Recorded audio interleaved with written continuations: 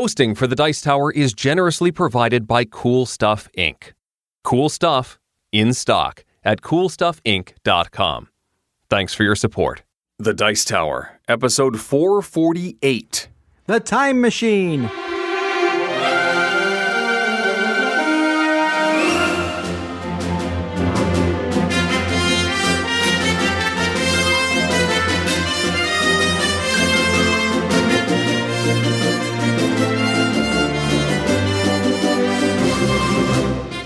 Welcome to the Dice Tower, a podcast about board games and card games, and especially the people who play them.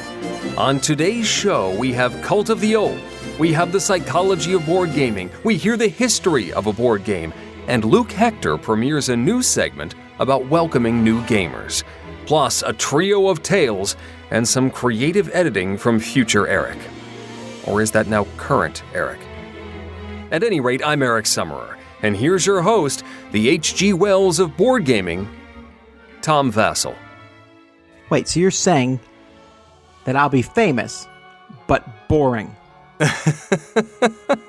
I found it interesting because I had forgotten that the narrator of the Time Machine is never actually named. So they actually, like in the movie, the main character is named H.G. Wells, which is kind of cool. I thought the movie... we're talking about the most modern movie. Oh, I was talking about the original, earlier one. Well, the most modern one, I thought the beginning of it was interesting. Like his fiance got killed, so he went back in time to save her. Oh, okay. But it was like she was fated to die. No matter what he did, she was going to die. I haven't seen this version. Well, that's only the very beginning of the movie. After that, they go into that same go fight the evil Morlock or whatever. The Morlocks and yeah.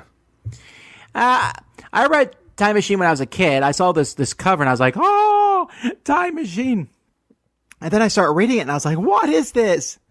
So boring. Perhaps. I guess. I still don't think it's that interesting, but I love Time Machine stories. I have a short book of time stories. And one of my favorites is this really short story where there's this guy and he's with his he's sitting there like, oh, I'm trying to get this time machine to go back and bring my wife back before she got hit by a car or something like that. And he goes downstairs and starts the time machine up, comes upstairs, and his wife says, did it work? And he's like, no, our son is still dead. Oh. But this time I'll get it. So he goes back downstairs and tries it again and comes back up. His son's like, how did it go? And he's like, no, I still haven't cured world hunger or whatever. And each time he goes down, by the time he comes up, he's like, King Henry, Emperor of the world, cannot figure out how to stay alive forever. And his wife's like, maybe you should give it up. He's like, yeah, okay. After 50 failed tries, I won't try it again. It was just a very enjoyable short time story. I love time stories that are fun and short. Mm-hmm. I also like ones that are sometimes, have that ending where it's like, that was your brother you shot. Yeah. Oh, yeah. The big twist and messing with your own timeline. I like those too. And I'm willing to look past all the timey-wiminess of the, well, how could you go back in time and tell yourself this? But, right. All that nonsense. I can look past that. All those shenanigans are what make time travel stories so much fun. They do, and I don't need to figure out every hole in the time story. And I also like time stories that, you jump around, you go back, and you change something, and you come back to the future, and everything's different, Back to the Future style. Mm-hmm. I don't know. And there are very few games that manage to get that mechanism right. That still irritates me. There are some interesting, actually, there are mechanisms that I like, but as like a coherent game, it's hard to get that whole cascade thing. There are like time stories and, oh golly, what's the Japanese one? Tragedy Looper, that are time travel stories, but they don't really have that ripple effect mechanism of things happening and affecting the future that you kind of want in that sort of story. Maybe someday it will happen. We'll see. Maybe. Folks, my name is Tom Vassell. Hello, I'm Eric Summerer. We're here to talk about board games. So let's time travel back to the 50s, I think. Sure. For Jivecat Voodoo Lounge. This is a board game, and I forget the name of the company that has made this, but it's basically Clever Mojo Games, whatever their current name is. Okay. And in Jivecat Voodoo Lounge, you are in some, one of those swinging lounges, and there's cats and aliens and all kinds of weird creatures in this lounge. And it's your job to get all of them to be part of your clique. Yeah, the clique club. And so you're playing cards that match different numbers, and using these cards, basically, all these cards are drinks, and they all actually have recipes of drinks on them. I've always found that, like, oh, wow, they went the extra mile. Uh-huh. And then I'm like, well, is anyone actually doing that? Honey, I don't know how to make an Alaskan screwdriver. Oh, in that game, get it out. We're saved. Thanks, guys. No, I think it's the other way around. You are playing the game and you go, oh, that Alaskan screwdriver sounds interesting. Let's jot this one down, honey. We're going to try this next game night. You play these drink cards, and you're basically plying these people with alcohol. Like, hey, join me. So I could play a 6 and then put a chip on a character with a 6, or I could play a 5 and a 1 and put one on a character with a 6. That guy, he needs a lot of drinks. And some of the people, when you give them drinks, will give you points. Other people, you need to use them to get to other people who will give you points. On the side of the board, there's like, if you get everyone in this section 1, you get a bonus 3 points. And the points in this game are monkeys. Each player starts the game with a clear wine glass, plastic, it's, one of those cheap plastic wine glasses. Uh-huh. And you put all your tokens in it so that when you're putting them out on the board, you're pulling them from your wine glass. But when you score, you get monkeys in denominations of 1 to 5, and you hang these monkeys from the side of your wine glass. As one does. Well, I don't drink, so I'm learning new stuff about this. I didn't know this, but now I do. Yes, this is everyone who drinks uses the monkeys on the glasses. Maybe there's some terminology behind it, but whatever. So anyway, it's a pretty interesting game. Each of the cards has a number on it, and you can use those numbers to put them on the people on the board, but you can also use each card as a special ability. And there's like a currency of voodoos, and you can cast hexes on people, and you can play zombie cards that, like I could play a card in front of me, a zombie 2, and from now on my future turns, I can always add or subtract 2 from my drinks. But someone could play a voodoo card and kill my zombie or whatever. There's like things like that. The game is fun. You should not play it with 4 or 5 people, though. It's too long. It just goes on and on and on, the same thing as you play the cards. And since you are allowed to basically play every card in your hand each turn, a person's turn can take a while. All right, I'm going to play this card to do this special ability, and this card to do this special ability, and I'll play this one for the 4 and this one for the 5. No, wait. I'll add the 4 and 5 together and do this, and then use this special. And it's like, all right, come on, guys.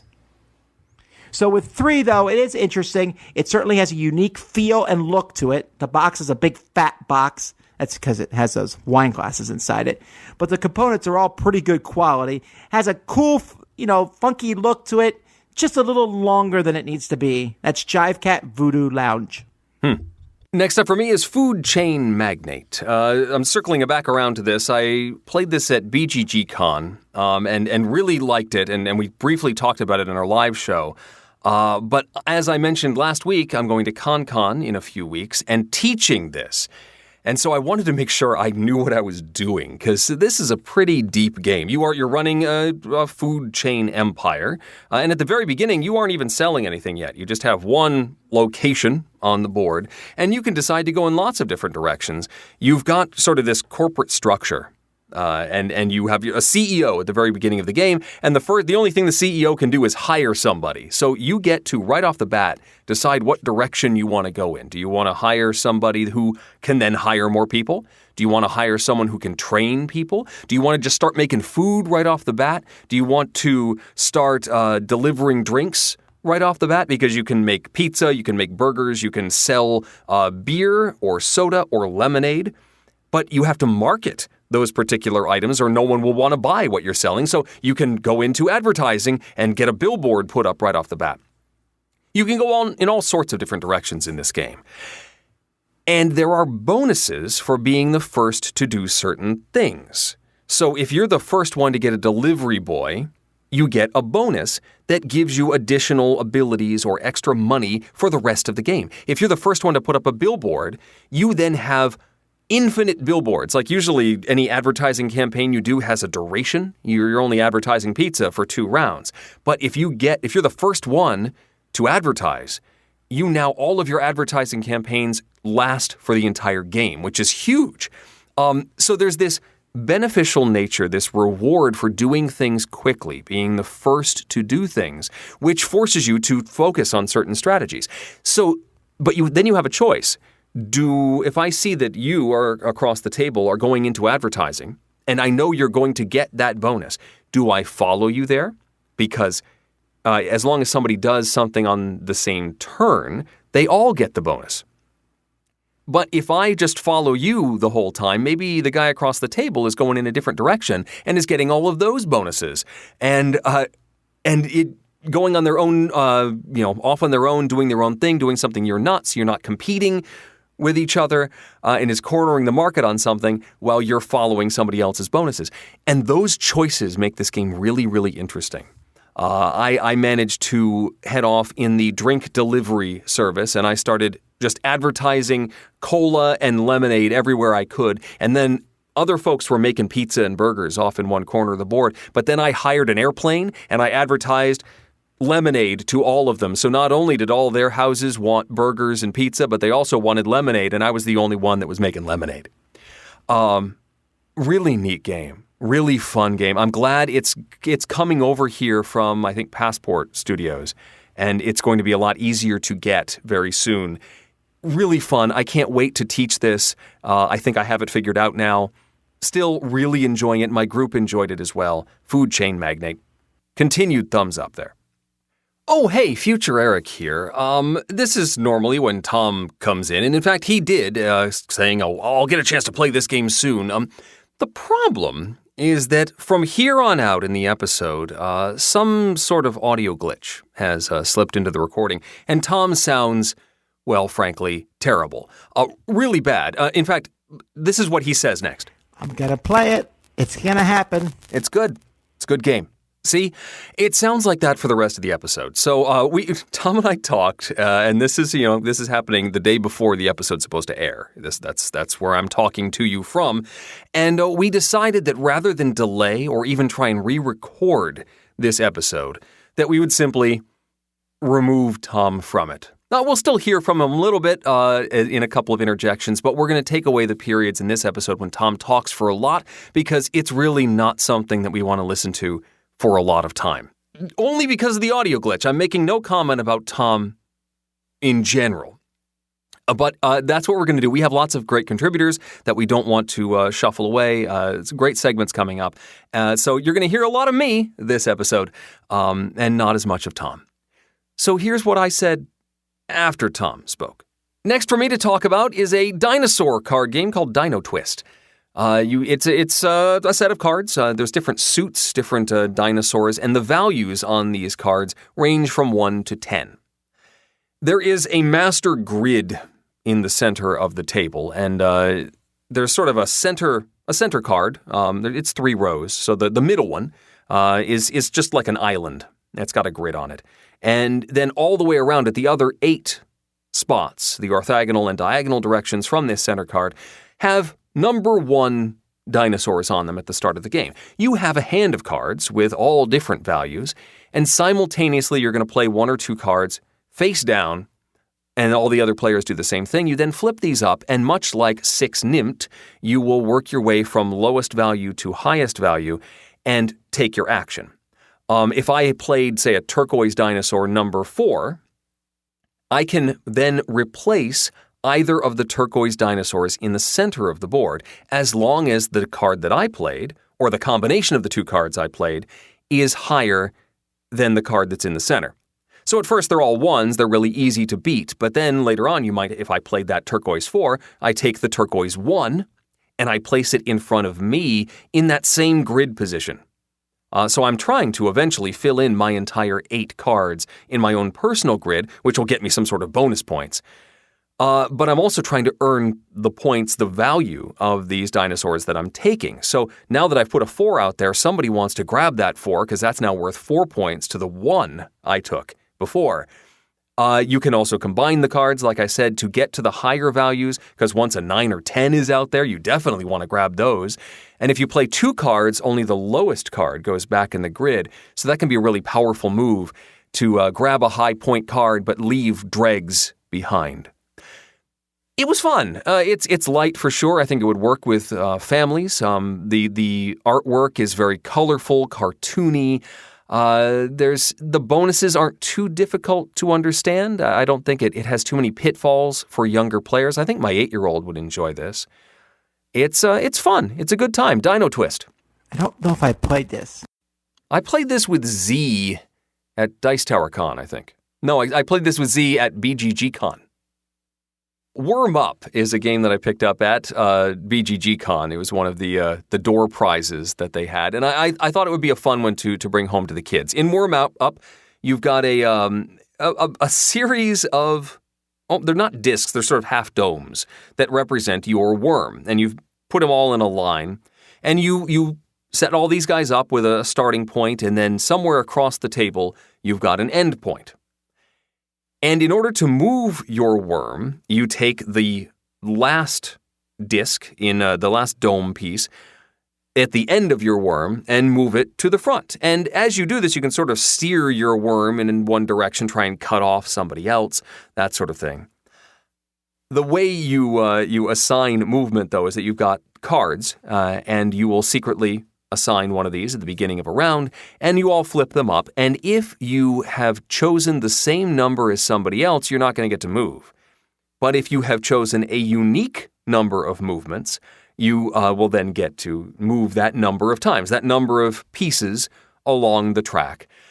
And the lower number goes first. So near the end of the race, it's possible to, sort of snipe the victory from somebody else if you can play the 4 card before they play the 7 card and try and get to the finish line. There's also cards that allow you to move the finish line, which is sneaky, and copy other people's cards. The kids had fun with Worm Up, but I don't think it really grabbed their attention too much. It's certainly a novel concept, and it may succeed later, but it's not one that really clicked with them. They weren't dying to play it again. It was sort of like, okay, that was all right. Let's play something else next time.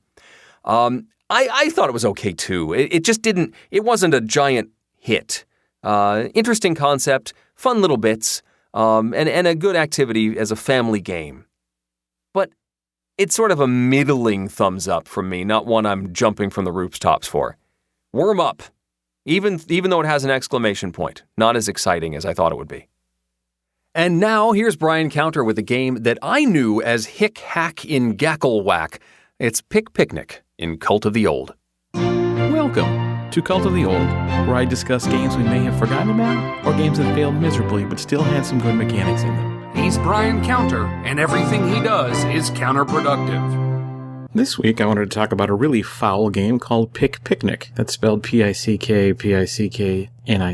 Designed by Stefan Dora in 2001, but the art is noteworthy because this was done by Doris of the Frank's Zoo fame. Rated rank 6.58 and 1119 on Board Game Geek. Now I'm going from pure memory here, but if I remember right, there are 6 different areas of the boards in 6 different colors, and players are dealt cards in those 6 different colors of different types of birds. And then some wolves in the same color. And all of the cards have numbers on them. These 6 different colored areas of play get random cubes put on them that represent foods that birds can eat in green, blue, and yellow colors that will translate to respectively 1, 2, and 3 victory points at the end of the game. On a player's turn, if they play a bird card of a certain color and a certain number, and they are the only birds that go there on that turn, they get all the cubes. However, if 2 birds are competing for those cubes, they can either decide to split them in some reasonable fashion, or the higher numbered bird can choose to fight for them, in which case they roll a die, a d6, and then add it to the number on the bird card that they just played, and it's a winner-take-all thing there, if they decide not to split amicably. Then there are the wolves. If you send a wolf to a spot and no birds are there, well, it's just a wasted card. However, if you send one and there's one or more birds there, it eats them. Now, since the numbers on the bird cards are typically higher than what one can eat through the cubes, a satisfied wolf will earn you more points for endgame victory. So that's always fun when you can do that. Then there are what the game calls shy birds. You see, if you send a shy bird to a location, it eats a green cube, but the really fun part is, if a wolf eats it, it's worth -2 points. You see, the artwork is stupidly funny, because what a shy bird does, it eats and goes quickly, and then almost literally leaves an expunged curly gift for you behind, fully illustrated in the artwork, which makes grown mature adults act like 13-year-olds for a second whenever a wolf goes to eat a bird and it gets a pile of something, instead earning it -2 points. Players will play one card per turn, get new cards as the game goes, and the cubes get dealt out to all of the areas as the game goes as well. Play continues until all the cubes are gone, and the winner's the one with the most points. Now, this isn't a unique game. However, the combination of mechanics and the brief narrative of what's going on, it's pretty different in a good way. I like the artwork, and when you're playing with adults especially, I love the double think of, oh, there's a bunch of good cubes there, a bird's going to go there, so the wolf may come, but I know that you know that that's going to happen, so the double think can be fun, and it's always funny when a wolf goes to eat something and it gets a pile of something instead. Also note that this game is still available, even if it's out of print, for reasonable prices on eBay and such. So if that sounds interesting, I can recommend this game as a silly light card game with some funny narrative. Pick Picknic.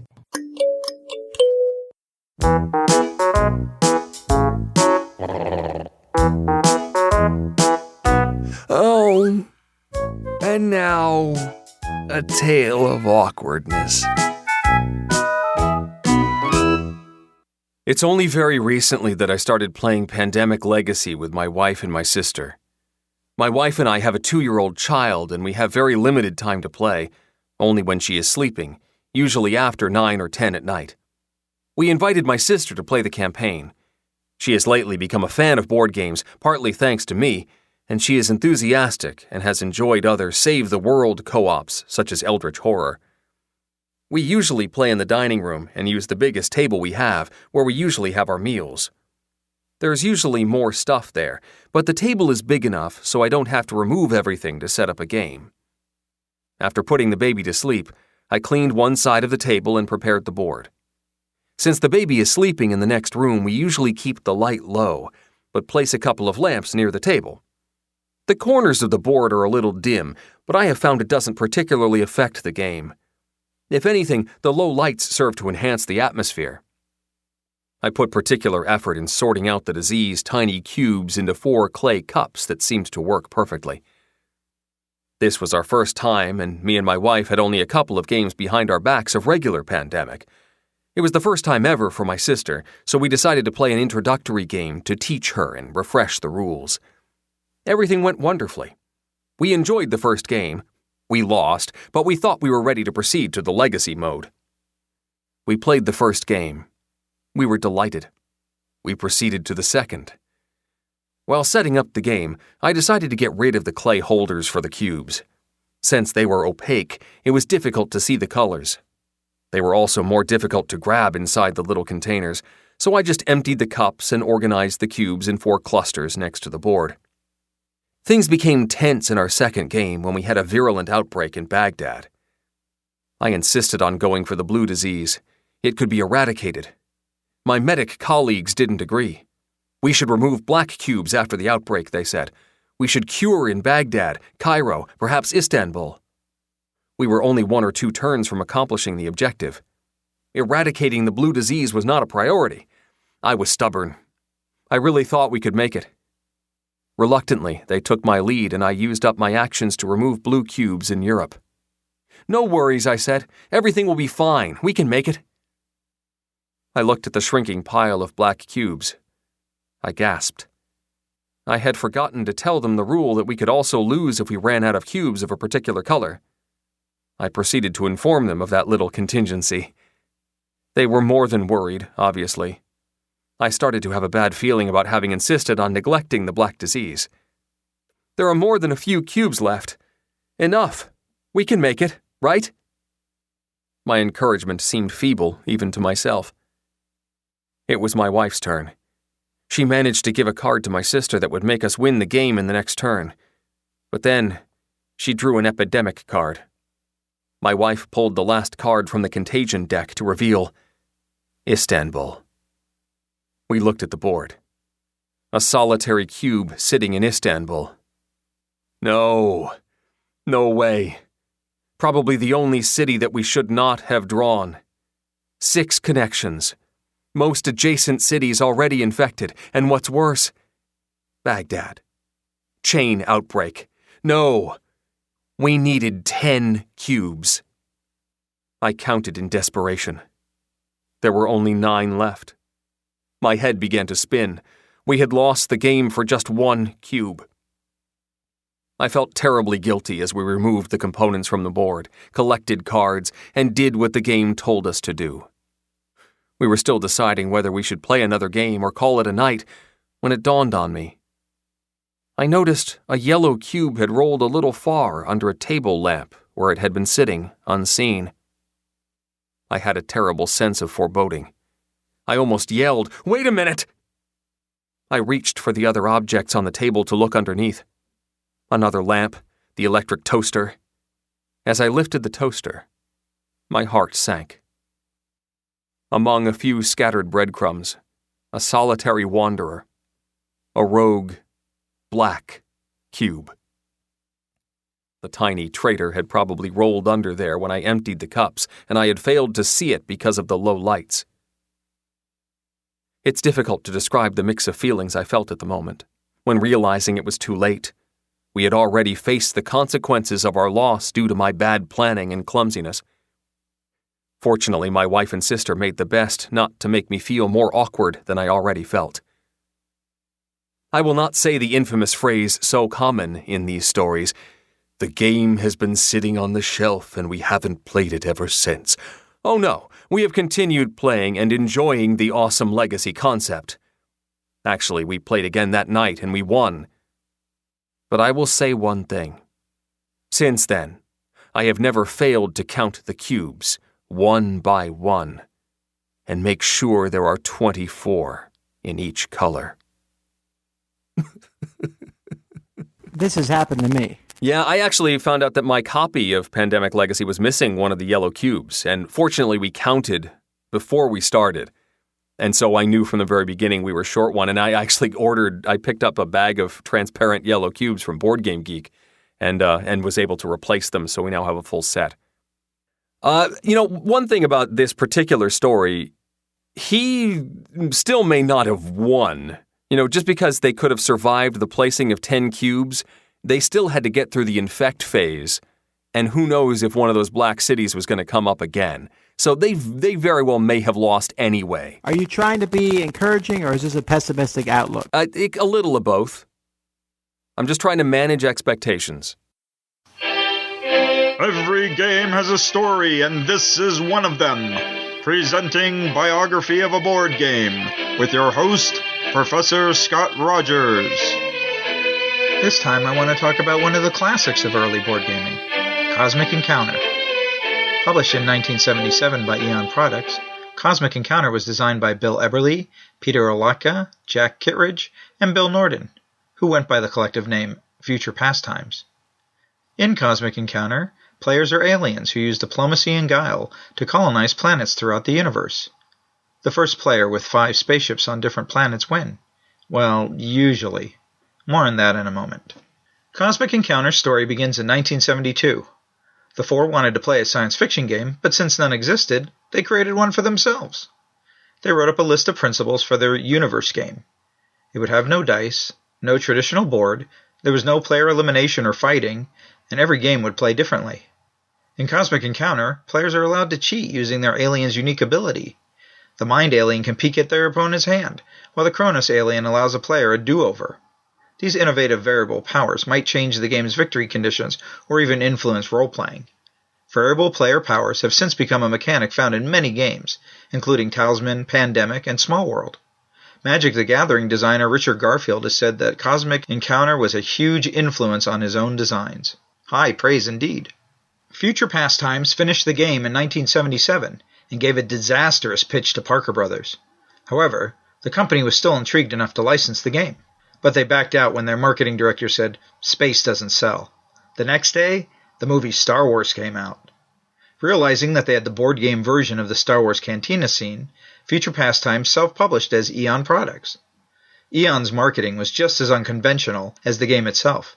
At the Sci-Fi World Con, Alaka gave copies of the game to attendees, with the caveat that it could only be played in the hotel lobby. If they wanted to play it elsewhere, they had to buy it. The next day, all his copies had been sold. Eon published 3 editions before West End Games purchased the license in 1985. Through their UK publishing partners, Games Workshop, Cosmic reached a worldwide audience. The covers of these 1980s editions are wonderful and bizarre, especially a Brazilian bootleg edition, which for some reason features the space station being attacked by Conan the Barbarian. Another innovation were expansion packs. Now mandatory for most board games, Cosmic's 9 expansions were novel at the time, bringing new mechanics and expanding the game's original roster from 15 to 75 aliens. Mayfair published the game in 1991. This version could accommodate up to 10 players. In 2000, Avalon Hill's version featured lovely components, but its simplified rules were not well regarded by the game's fans. In 2008, Fantasy Flight Games licensed Cosmic Encounter, and has since released 2 editions, 5 expansions, and has even held a Cosmic Encounter-themed convention. Modern Cosmic Encounter players have their choice of over 165 aliens to play. You can also play the game online at www.cosmicencounterconnector.com. Cosmic Encounter won Origins Awards in 1991 and 1996, and continues to top many Best of Games lists. It is truly the science fiction game for everyone. Next time, we'll look at an important milestone in 1980s board gaming, the fantasy adventure game Hero Quest. Until next time, this has been Biography of a Board Game with your host, Professor Scott Rogers. And now, another tale of board gaming horror. Oh my, that's horrific. Gather round, children. 1 year ago, I bought my parents a copy of Ticket to Ride for their 28th wedding anniversary. My father is retired, and my mom had recently lost her job, so they were looking for a hobby, besides rotting away in front of the TV. My dad is 68 and has never really loved games. He is more of the typical Buffalo, New York suburb redneck hunting fanatic, and my mom has always been the stereotypical crafty mom. But something about Ticket to Ride sparked something I could never have imagined. They instantly loved the game, logging their plays and scores on a notebook and enjoying the competition between them. I live close to them, so when I stop over, we always fit in a game or two. I love games, and I do like Ticket to Ride, but my collection is over 800 games, and I always love playing different games. My parents are the complete opposite. They always just want to play Ticket to Ride. Not Europe or Netherlands, just the original. Okay, I don't mind playing this game a few times. About 4 months in, my parents requested that I order them a 1910 expansion because their cards were starting to wear out. I knew they played a lot, and my mom has glaucoma, so I could understand the larger cards would be beneficial to them. Then a few months later they needed another, and then a third. Wait a minute. Why are their cards running out? February 2016 marks another wedding anniversary, and they were sad they didn't meet the goal they set for themselves a year ago. 1,000 games in a year. 1,000 games of Ticket to Ride. Wait, what? Yes, that's right. My parents have logged over 850 games in a year of Ticket to Ride. That's why they needed 3 Ticket to Ride expansions. The cards took a beating over the past year. Myself had logged 40-plus games with them, and now I'm growing sick of the game. With my large collection, I have tried getting them to diversify. Airlines Europe, Catan, Pandemic, all the classic hits, but no. My parents still sit at the dining room table, playing Ticket to Ride, logging scores, calculating their average score per game, and ready themselves to hit 1,000 games in a year. I guess they got their value from the $50 Ticket to Ride game. At least they are having fun as I sit in board game purgatory, stuck going from New York to Los Angeles, one train at a time. I love this story. Woo! 1,000 games. This is so real, though. People don't like learning games. The non-gamers, if you are able to convince them to play something new, they'll sit through the rules to one game. But then they know that game. And you don't have to go through the rules anymore. No, we know this one. We like it. Why do we need to play something different? We like this one. Yeah, I can certainly see that. Hi everyone, this is Glenn Flaherty, and I'm talking to you from the Sweet Spot, that place where we try to find a game that fits your time or your budget, and all things in between. So this week's game, I'm going to talk about Twilight Imperium.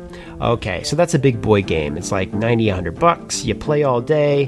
Big shoes to fill. You're not really going to find another game like it. It's, the sci-fi, negotiations, politics, and war. There's really not one game that replaces it, but here's a list of games that will tickle or scratch that itch, and it won't cost as much or take up as much time. First one, Eclipse. It's another big boy game. Sci-fi civilization is like 1.5 hours. But again, if you're trying to tiptoe in, I don't think you want to buy like a $100 game. So moving on. Nexus Ops. Probably around $35 you find it. You get secret missions, you do the battle, the area control, you got the sci-fi. It takes about 1.5 hours. I actually find the board kind of hard to look at, but a lot of people think it's super cool. Okay, moving on from there. Less time, less dollar. 8-Minute Empire Legends. Now, I know that one might strike you as very light, but you got the area control, you got the movement. There's a lot of little variants. You put those little tiles down. I think it's cool. It plays in about half an hour, and I think it's like $20 to $30. Another one, if you really want to get into the negotiations part, which I really like. I think that's one of the cool parts of that game. Pax Pamir. It's like $35 MSRP, probably like $25 on the street. Economics, politics, negotiation, area control, which is represented by cards and cubes. Now, in this line by Phil Eklund, he has another one called Greenland, which I totally love. And the negotiations are like, okay, we don't want to kill each other, so why don't you just leave this territory and go marry my daughter? And I love that. That's so cool. He has another one called Neanderthal, which I have not played, but I actually got an email from Phil Eklund saying I might enjoy it, and it's very similar. And a lot of people have reviewed it as saying it's even more interesting. Although I think it's a little drier than Greenland from the description. That's one to check out. Lastly, Eminent Domain Microcosm. $10, super quick. It's like 15 minutes. You build up your hand, sci-fi civilization. It is totally strategic. It is a total winner. And even if you have any of the other games on the list, you got to add this one. It's so cool. And so affordable, you cannot go wrong. Okay, so again, those are my suggestions for tiptoeing into Twilight Imperium, Eclipse, Nexus Ops, 8-Minute Empire Legends, Pax Pamir, or Greenland, or Neanderthal, and then finally Eminent Domain Microcosm. I hope that helps, and I'll talk to you soon. Take care, guys. Tale of Outrage! About 14 years ago, when my son was in college, he was invited to sit in on a session of an ongoing Star Wars D6 campaign. The GM was needing a few folks to be in a cantina scene and thought it would be fun to have some new folks. My son, Jordan, then invited his friend Eric and me along. The night of the session, we three rolled up our characters. We had decided to be bounty hunters. Who doesn't love being bounty hunters? Eric was an Ewok with some sort of invisibility cloak and a laser cannon. Jordan was an android with a love of thermal detonators, and I was Joe Nahex, a scar-faced bounty hunter who had been burned with a laser axe decades prior. When we rolled our characters, the GM got quiet. It seems that I ended up rolling perfect marksmanship. Perfect. I would only ever miss on a crit. We proceeded with the session. The noble band of characters were working on obtaining plans on a new Federation weapon and would be meeting a spy in the cantina. The four of them entered the cantina and eventually made contact with the spy. The three bounty hunters hung around the room. Joe Nahex was standing at the bar. The android was walking around, calculating the odds at various card games being played throughout the bar, and the Ewok was cloaked and hiding under a table on the far side of the room. The group all slid into a booth with the spy, and one of them thanked him by name. I asked the GM if I could have heard that name. He had me roll for it. Success. If I was a successful bounty hunter and he was an important spy, would I have known of the bounty on him? Of course. What were the terms of the bounty? The GM paused and said, "Dead or alive?" I told the GM that I was going to unholster my laser pistol and attempt to shoot the spy from across the room. He had me roll. I was going to hit unless I had a critical miss. I got a critical hit. The GM explained that my shot hit the spy directly in the eye, splattering his brains all over the patrons in the booth and all over the wall. At that point, Eric, the Ewok, said he wanted to point his laser cannon upwards through the table. He ended up spraying table, wood, food all over the room and brought several sections of the ceiling crashing down. Pandemonium ensued. One of the party had the wherewithal to reach into the coat of the dead spy and grab the plans, leaping over the bar and exiting through a back door. Jordan, the droid, tossed a thermal detonator after the fleeing player. The GM had him roll for it. Success. The GM sighed. It appears that the door the player ran through was not an exit, but the room that contained all of the liquor, as well as illegal munitions that the bar owner sold on the side. The entire back of the building exploded, killing two of the players' party. The other two attempted an escape. One was cut in half by the Ewok with the laser cannon, and the other made it out to the street, crawling and bleeding. As the bar was engulfed in flames, rafters crashing, people screaming, Jordan the android gathered the body of the spy, and I went out into the street, standing over the dying remaining player. I flagged down some nearby stormtroopers and handed the player off to them for interrogation, but she expired before they could get any information from her. Jordan, Eric, and I all high-fived, counting up our loot and our kills. The other players just sat there. One player said, "What did you just do? We've been playing these characters for 3 years and now everyone is dead. Why did you do this?" The GM cleared his throat and had the player that had survived the longer made a D6 roll. It was a 2. The GM stated, "Suddenly you sit bolt upright in bed, drenched in sweat. It appears that the Force has warned you, in a dream, to not go to the cantina to meet the spy. It is not a trap, but the cantina is too dangerous and too full of crazed, bloodthirsty bounty hunters." All the players sighed in relief. We were never asked to join them again. Ugh. Is this guy trying to make himself seem like a jerk? I don't know. I guess if they were asked to come along as flavor, I don't understand why they weren't NPCs. This is a bad GM. Very much. He should not have allowed this to happen. Well, yeah. I mean, why were they there? You know, I kind of liked the first move. If he was a bounty hunter, he maybe could go after the spy, but why a firefight in the middle of it? Yeah. The first move I can see as motivated by character. And then, what do the players do to try and still get the information? But why are you blowing up the whole place? It doesn't... Anyway. Let's explore the psychology of board gaming with Dr. Alonso. Hello, and welcome to the Psychology of Board Gaming segment of the Dice Tower podcast. This is Dr. Alonso, and I'd like to invite you to explore with me the concept of learning styles and how they impact our ability to teach and learn board games. While there are many different theories and constructs relating to learning styles, I will use what I believe is the most distilled version, which was developed by John Grinder and Richard Bandler, who are the founders of NLP, which stands for Neuro-Linguistic Programming. Their theory makes use of 3 learning styles, namely visual, auditory, and kinesthetic. Visual learners use their sense of vision and mental imagery in order to see and understand the world around them. Auditory learners use their sense of hearing and spoken language in order to process comprehension and understanding. And finally, kinesthetic learners use body movement, hands-on experience, and they really learn by doing. Well, let's explore how these learning styles relate to board gaming.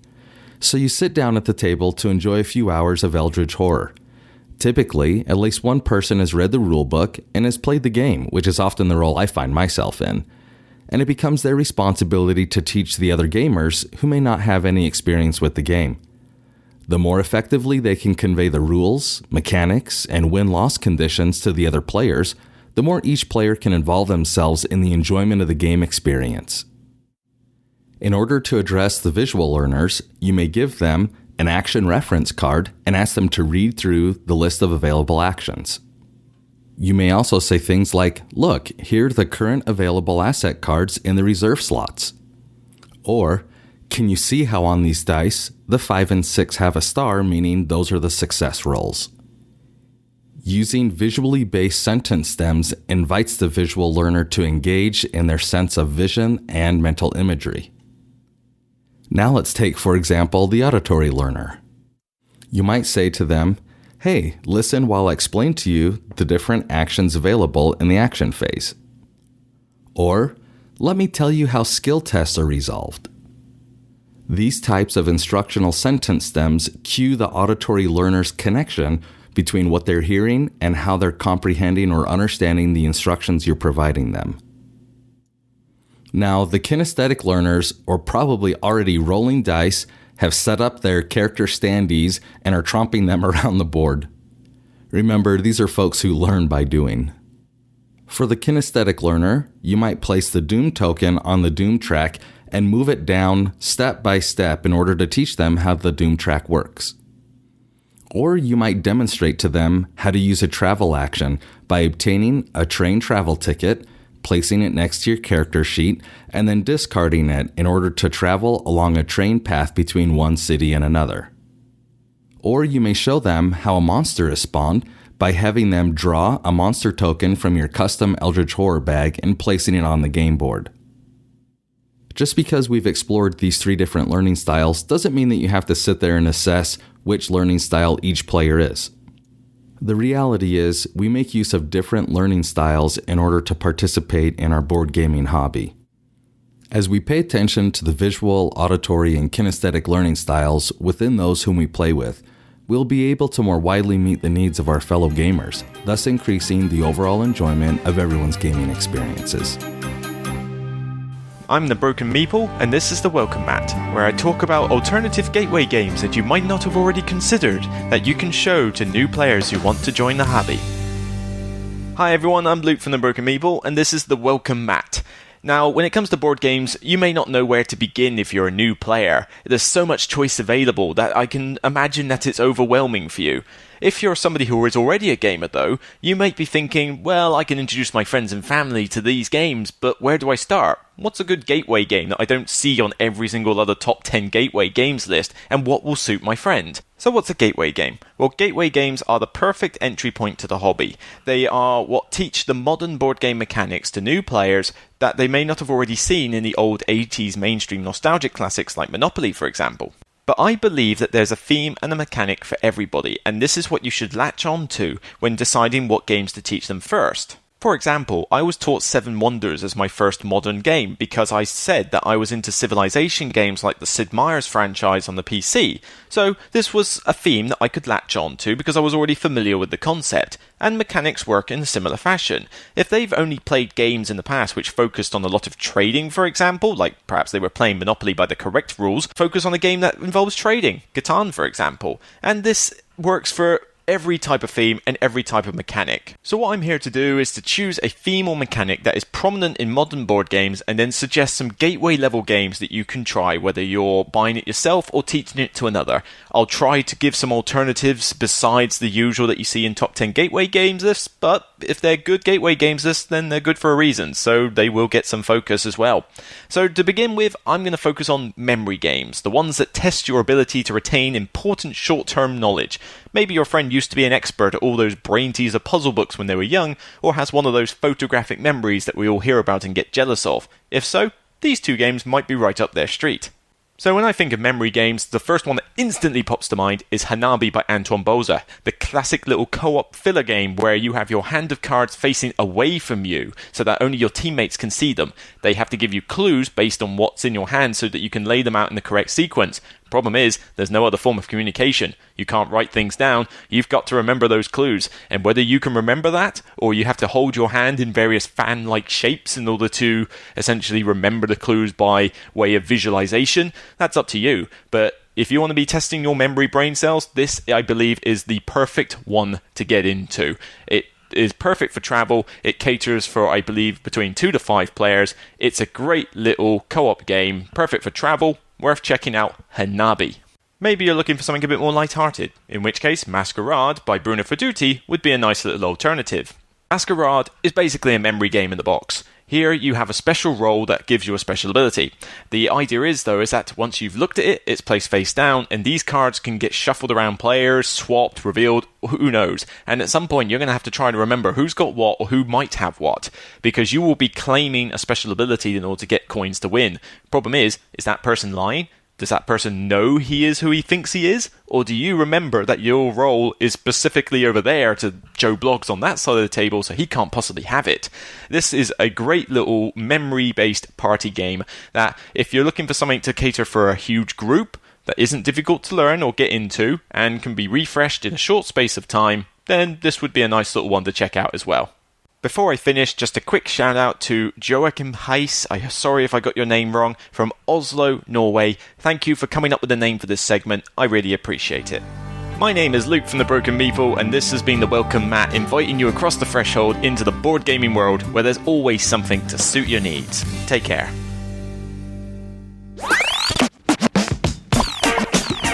It's time for the Dice Tower's Question of the Week, sponsored by Cool Stuff Inc., in which our team of gaming experts answers one of your questions, thus increasing the odds that someone will get it right. This week's question: if you had a time machine, what year would you travel back to? And what games would you bring back?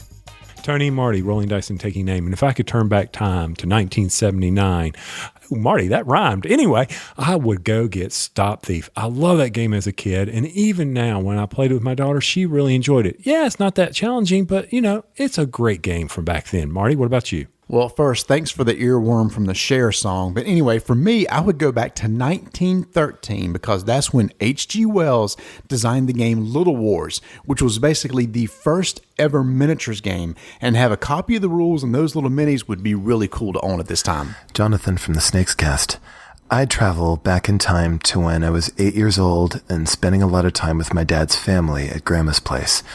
They really liked games, even though we were all stuck with the kind of stuff that was available in the early 80s. But they would have loved the kind of games that we had today. To be able to play games like Mysterium, Kemet, Blood Rage, Alien Frontiers with my uncles and aunts, back when they actually had the time and the energy to play, that would be really special. Hey, it's the Broken Meeple here, and with a time machine, I would travel back to 1989 and talk to myself when I was 5 years old, sit myself down and say, "Now Luke, you're going to soon own a game called Hero Quest.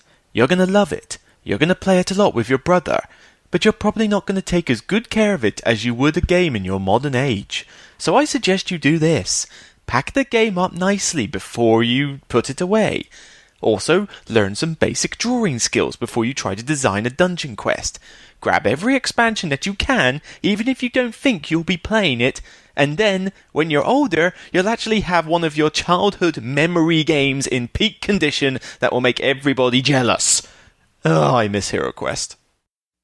All right. Well, if I had the time machine, I think, at least modern era, biggest regret is that I didn't get into Robo Rally early enough. I had to wait a while for the reprint to get my own copy of this game. So if I had the time machine, and I still can't get Robo Rally stuff because the expansions never made it into the marketplace again. So if I had the time machine, I'd go back to 1998, which was when the final Robo Rally expansion set was released. So all of them should have been readily available. And I would go to a Wizards of the Coast store, which still existed at that point, and just buy them all up. Armed and Dangerous, the one with all the green ooze, all sorts of stuff. Just load up on Robo Rally expansions because that's the only way to get them. And then I could have some cool stuff and lots of maps. That would be my choice. 1998, and buy up all the Robo Rally I could find, and then come back here and put it all up on eBay, except for the stuff I was going to keep. Oh, hey, future Eric here again. Tom then jumps in to say that if it was all about making money on eBay, then his choice would be so much better because Tom chose Magic the Gathering. He'd go back in time, come back with as much magic as he could buy, and he'd be like, Black Lotuses everywhere, putting the kid through college. And when I asked him if he would be choosing this for gameplay reasons as well, he said no. Pure profit. Thank you for listening to this episode and for bearing with our audio glitches. It's been a fun time editing all of this stuff. And anything that Tom talked about as far as the games he reviewed, we may work into a future episode so that you still get to hear some of that stuff. And it was a fun episode. I'm sorry that you didn't get to hear all of the back and forth that we normally get to play for you. Because it was some good discussion. Please join us next week. We will figure things out and get Tom's mic fixed. And we have lots of fun things to talk about. The Gamma Trade Show is on the horizon. We're going to be heading there as I record this next week, which is going to be a blast. So for Mr. Tom Vassell, I'm Eric Summerer, and you've been listening to The Dice Tower. Thanks for listening. Promotional consideration has been provided by game publishers in the form of review copies of games. This episode, number 448, was recorded on February 25th, 2016. Coming up next week, it's our Top 10 Reprints. This podcast is sponsored by listeners like you. Thank you for your continued support. And speaking of support, the Jack Vassell Memorial Fund is dedicated to providing support to members of the board gaming community in their hour of need. If a catastrophic event has turned your game upside down, find out how we can help at jackvassell.org.